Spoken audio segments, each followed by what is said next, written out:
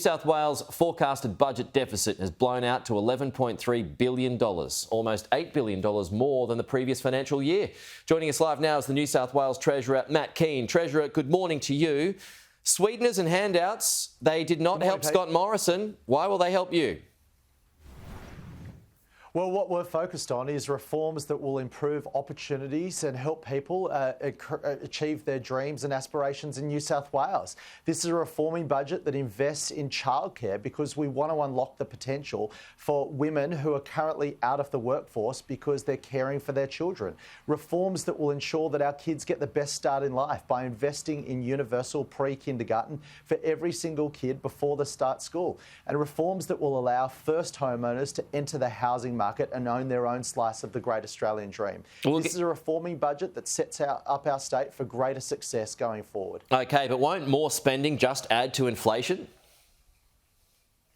Not at all. We're seeing the hangover effect of COVID because we've got tight labour markets and tight capacity in our overall supply chains. It's pushing up inflation. And what we need to do is support families with cost of living pressures right now. This government has stood by the families of New South Wales during the worst of the pandemic, and we're going to continue to stand by families as we come out the other side. We're seeing inflation impacting on household budgets. So what we want to do is have a range of initiatives that will support household budgets, ease cost of living pressures whilst we get through this period of economic shock. You've got a monster of a debt bill, though, as everyone does at the moment. Interest alone is going to cost the state eventually some $6 billion. Are you worried about the rising cost of debt?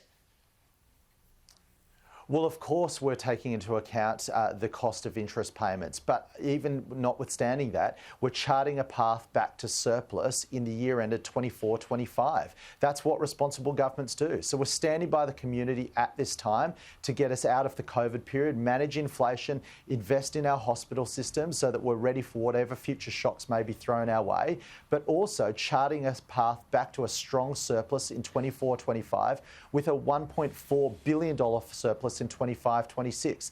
That's responsible economic management, and that's the best way to manage the state's finances and set us up for a more prosperous future. On land tax, if a home buyer opts to pay for land tax and then stays in that home forever, then the total land tax will exceed stamp duty, yeah?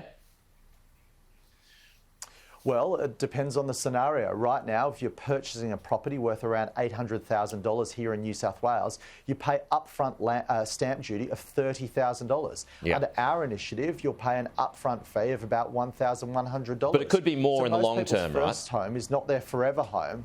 Well, what we're talking about is most people's first home is not being their forever home. This is about helping people get onto the property ladder. But if it is their forever home, Wales, to set them up for success.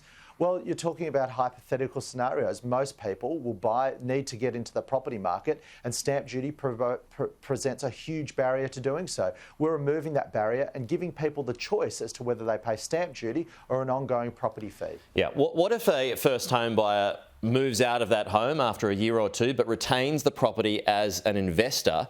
How much higher will repayments go? Well, there will be an increase in payments, and that's only fair. But what we want to do is help first homeowners get into the property market, because we know owning property is not only owning a slice of our country, it's also the key to wealth. So we want to make it as easy as possible by removing upfront barriers like land tax, like stamp duty, to help people get into their first home. OK, so why increase the payments? Is that primarily to stop people from investing? Well, no. It's to gather property, I mean. First homeowners to own their own home. It's about helping people get into the property market. That's what we want to do here, and we've announced a suite of reforms that will achieve that objective. Help people own their own home and remove some of the big barriers to entering the property market. Sorry, Treasurer, I'm just trying to squeeze 100 questions into 8 minutes here. So I just want to talk about some figures, though. You've got a $1 million property. Here's some numbers that I've seen. A $1 million property, the annual repayments will go from $3.4 thousand to $12,500. That's if they keep that property as an investment. That's a big sting in the tail. Well, just remember what the upfront cost of stamp duty is. So we're giving people the choice to determine what's in their financial interest. We're not forcing anything on anyone. We're giving people choices and making it as easy as possible for people entering the property ladder. Okay.